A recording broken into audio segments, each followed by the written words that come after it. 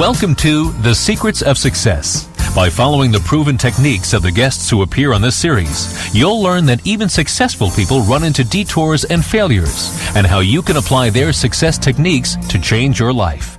You're now listening to the most unique show on radio, the show dedicated to making you a success. Want to create a life on your own terms? Well, listen to the advice of our guest, Dr. Paul Napper. Dr. Napper, thanks for being with us. Thanks for having me. Now, Dr. Napper, you've written a book, The Power of Agency.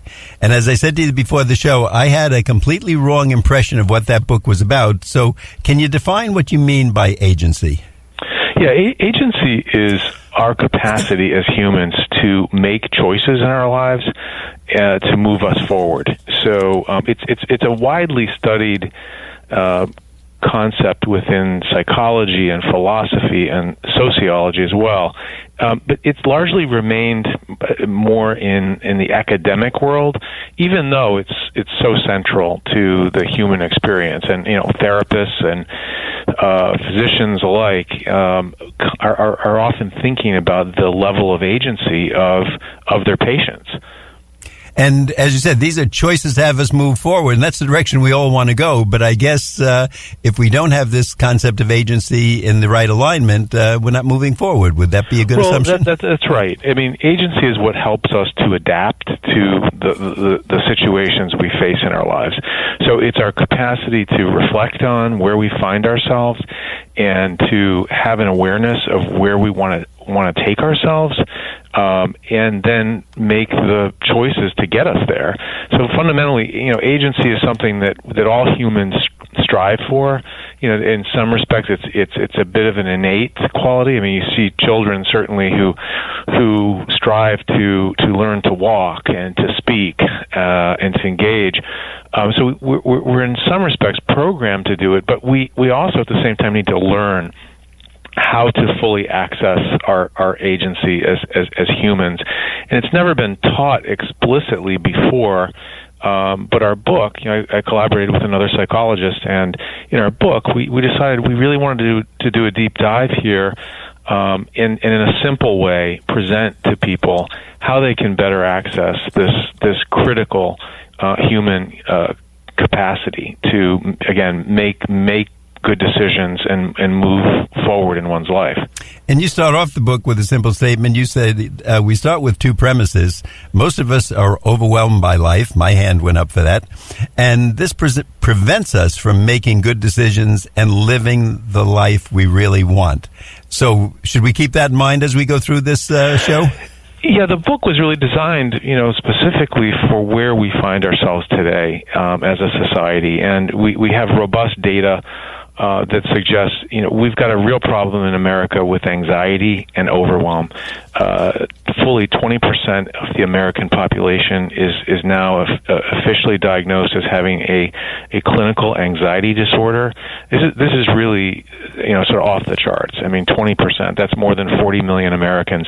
We've got millions more who are undiagnosed, but who carry around, baseline levels of anxiety and worry in their day-to-day lives. And as you said, Bill, this interferes or can interfere with our decision making, because when we make decisions from a place of fear and worry, we are not gaining full access to our capacity for critical thought, and so our decision making is often compromised, which leads to people feeling stuck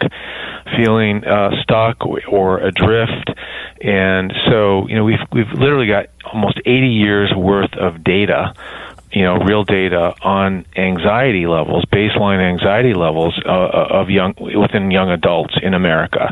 And the chart is astonishing when you see what's happened in our society particularly over the last 25 years, but it's been moving up steadily for the last 60 years. So we think the reasons for that are many. We talk about those in the book, but most importantly, we talk about what you can do about that to get yourself more grounded and get to a place where you are making better decisions. And if I read correctly, you say many of us are unhappy with our careers. We're suffering increased isolation and social disconnection. And I'm thinking of that and I'm saying, well, we're unhappy with our careers. We probably have better educations than any time in history if you take across the board, college plus maybe masters or 1, 2, or 3 years of graduate school, whatever. We have more access to information. We can get on the computer and we could probably learn French in one day if we just sat home, or chemistry or whatever. Why is this today? Is what's happening to us that we're getting so anxious about things? It's a great question. It's a very important question. Well, there are a number of things that we believe are causing this, and partly why we've seen such a rise in anxiety over the last 60 years.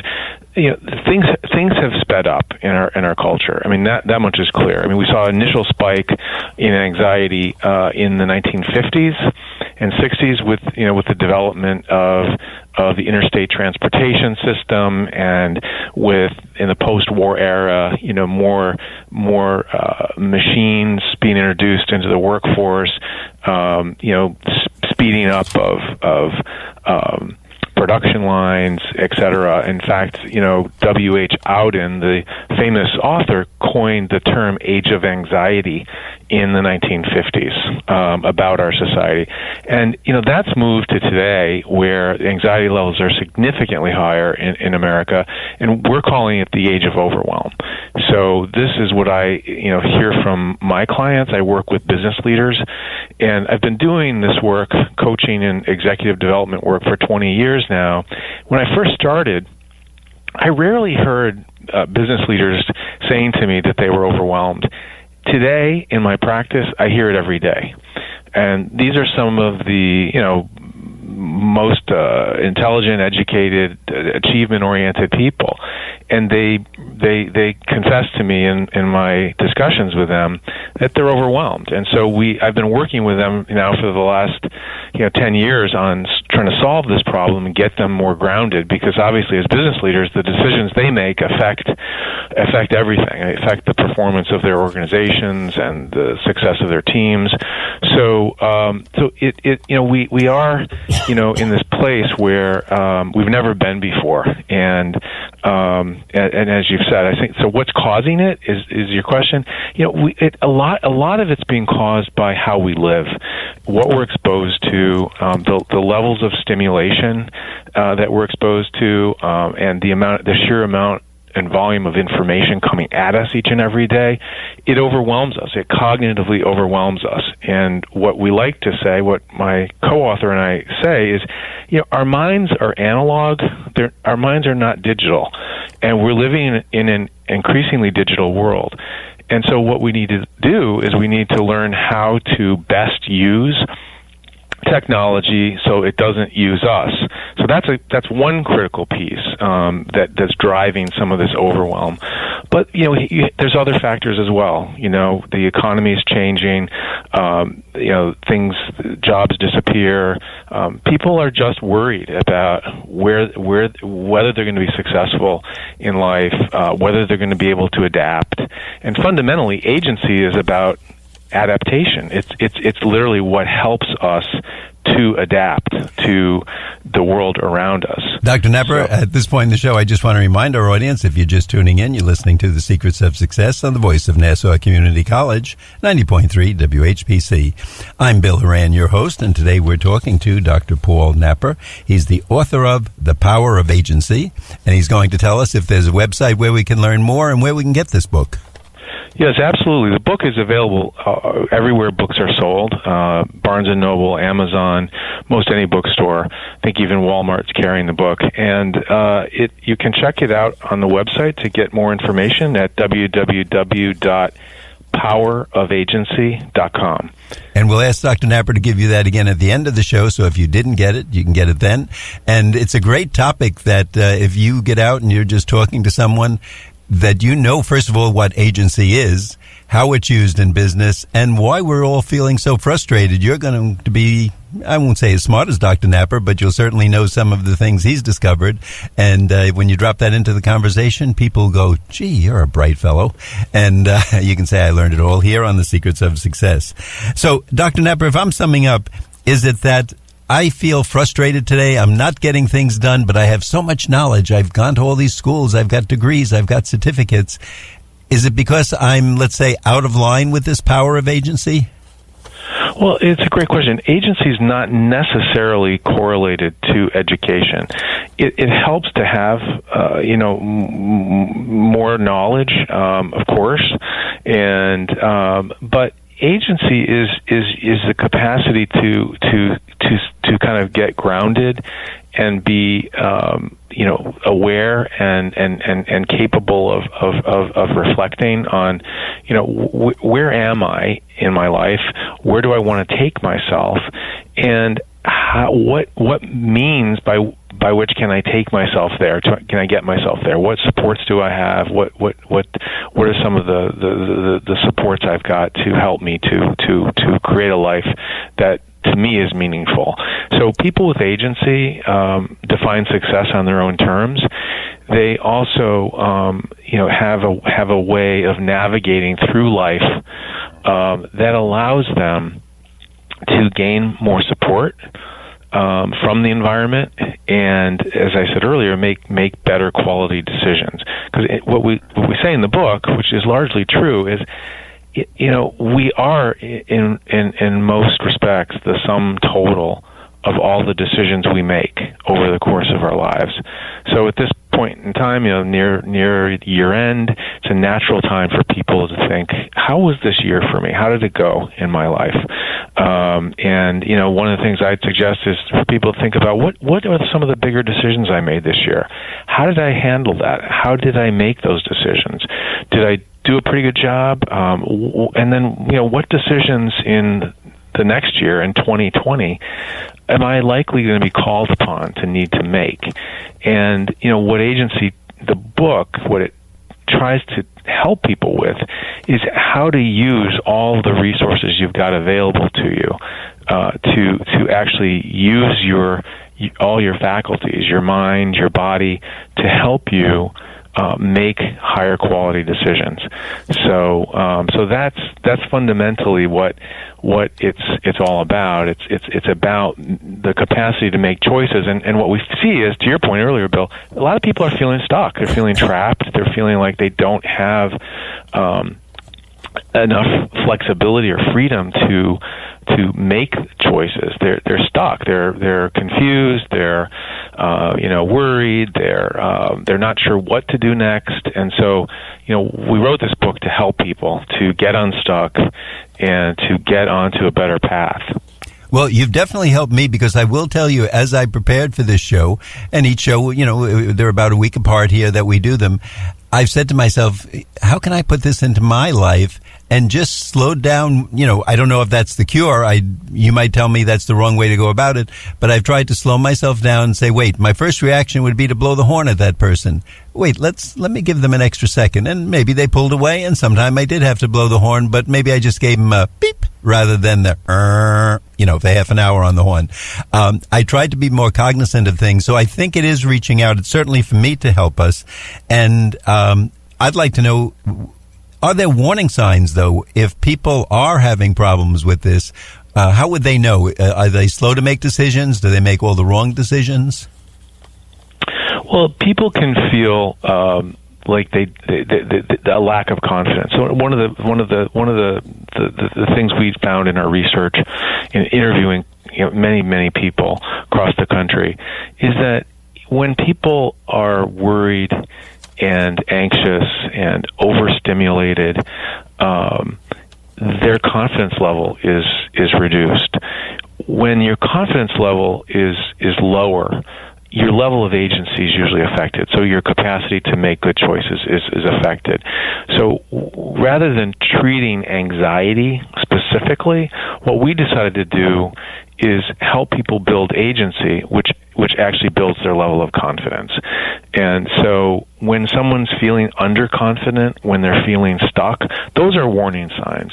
And it's fine to feel occasionally underconfident or even stalled out or frustrated. That's normal. But if you find yourself feeling that way frequently, and also feeling like you're not sure which direction to take yourself, that can be a sign that you need to pay some attention to your level of agency and think about how to build a greater agency. Because, one of the things we talk about, one of the first principles of agency is to manage or control the stimuli that you expose yourself to in life. Because, to a very, very large extent, the quality of our lives is determined by what we allow to enter into our minds.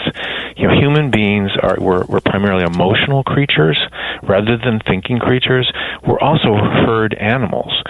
So if we're not paying attention to what we're allowing to enter into our minds, we are essentially giving control or ceding control to an external source to dictate how we're likely going to feel, and so we say to people, look, and to your point, Bill, about slowing down, that is a part of it. It is about kind of controlling the amount of stimulation you expose yourself to, so that you can actually slow things down a bit and engage in more reflective thought, because that's what's missing in the culture. We have people are doing everything very, very instantaneously now, and the expectation is you're available to communicate at every moment. People are online, much of the day, on their digital devices, and this is stimulating some of the anxiety that we see in the population.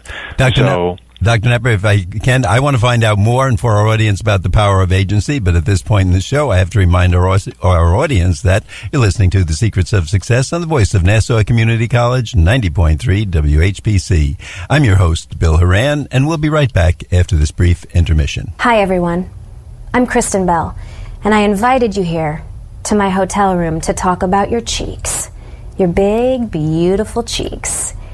Get your mind out of the gutter. I'm talking about swabbing them. Did you guys know that each year 20,000 Americans with blood cancer are searching for their life-saving marrow match? Can you even believe that? I mean, people need marrow, you guys, and we have it. So here's how we can help. It's really, really simple. All you have to do is swab your cheek. Then go to Gift of Life Marrow Registry. It's so easy, anyone can do it. And in case you're wondering, if you're a match, donating, it's a lot easier than you think. So wherever you are, go ahead and swab that cheek. Go to giftoflife.org and get a free kit sent to your home, or find a donor drive in your area so that you can swab a cheek and save a life. It's only a minute of your time, but it can give someone else the rest of their life.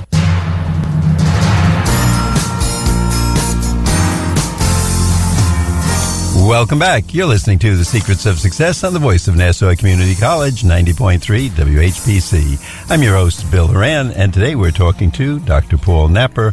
His book is The Power of Agency. Dr. Knepper, I think you mentioned several principles in your book for building agency. Could you tell us about those and maybe how we can incorporate those into our life?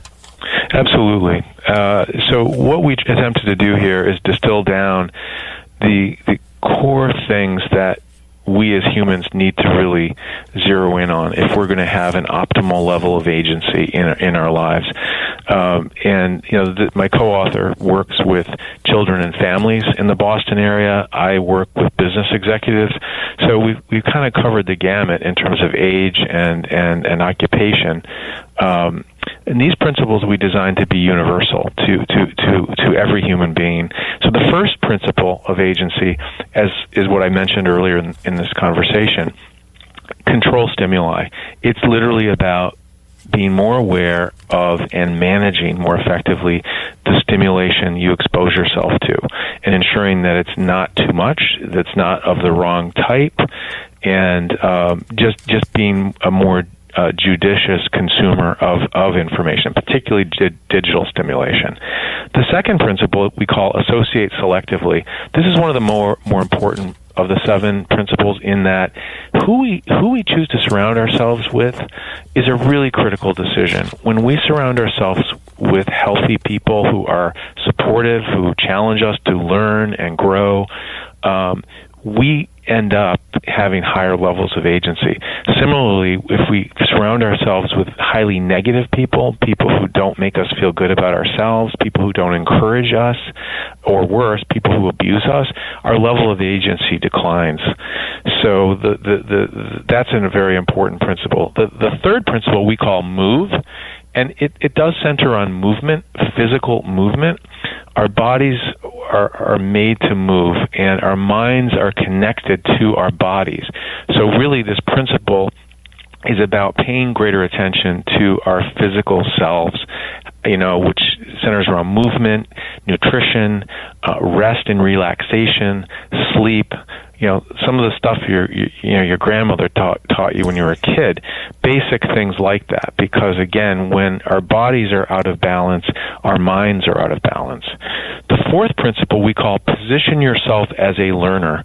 And what we mean by position yourself as a learner is learn always and in all ways, each and every day. Position yourself to learn by asking questions, having curiosity, keeping an open mind, and you can learn through other people, you can learn through study, you can learn through experiencing things, doing things. There's all kinds of different ways of learning, but it's very important to learn each and every day.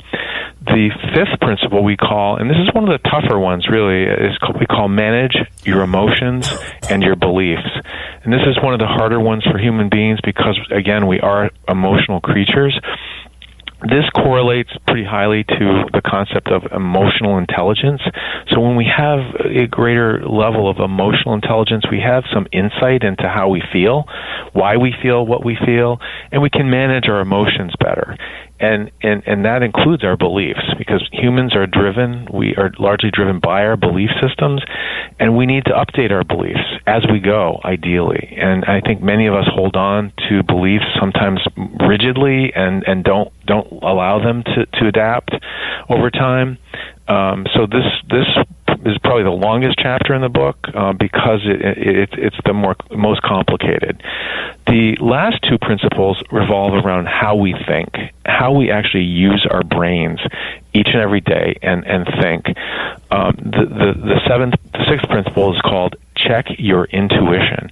And this has a double meaning. It involves how do you check in with your inner voice, with your intuition, but also at the same time, how do you keep your intuition in check so that it doesn't misguide you, doesn't mislead you?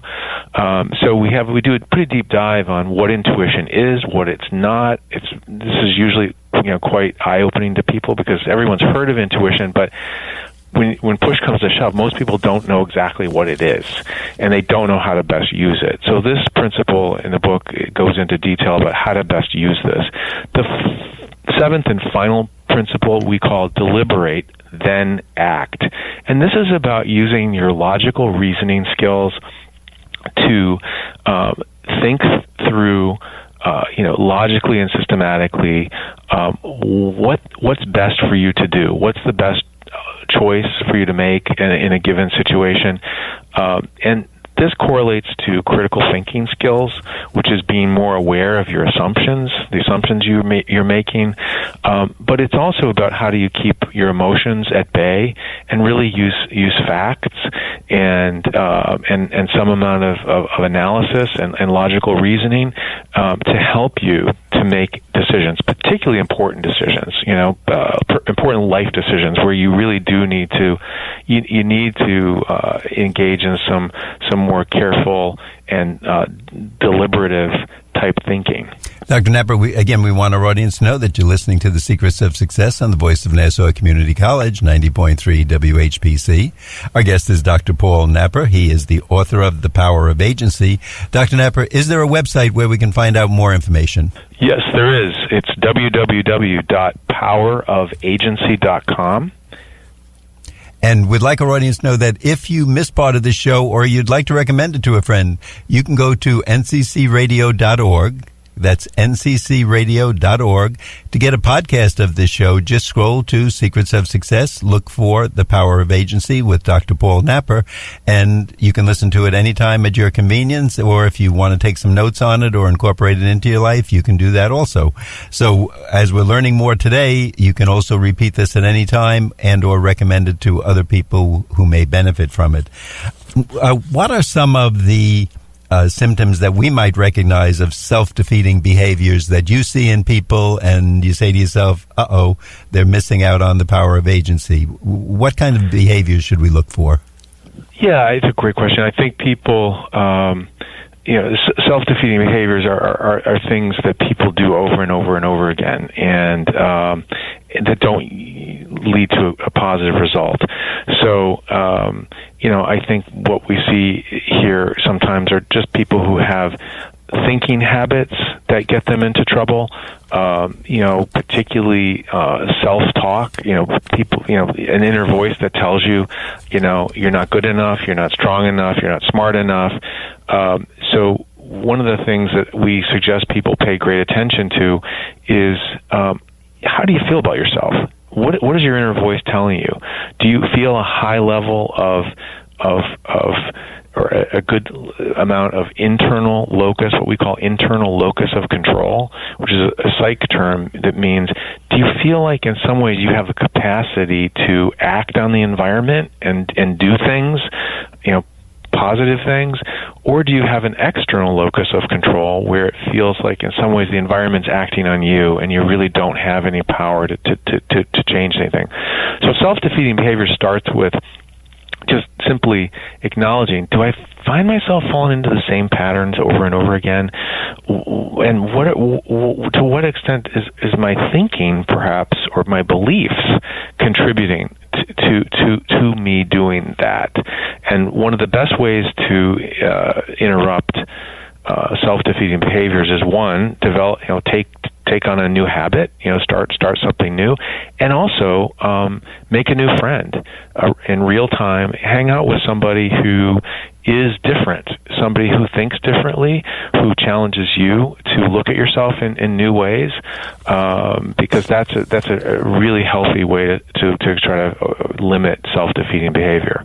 I like that. That's not so hard as going to the gym, running a mile, or giving up chocolate cake, and I'm writing it, new habit and new friend. I think I can do that, and I'm going to start tomorrow.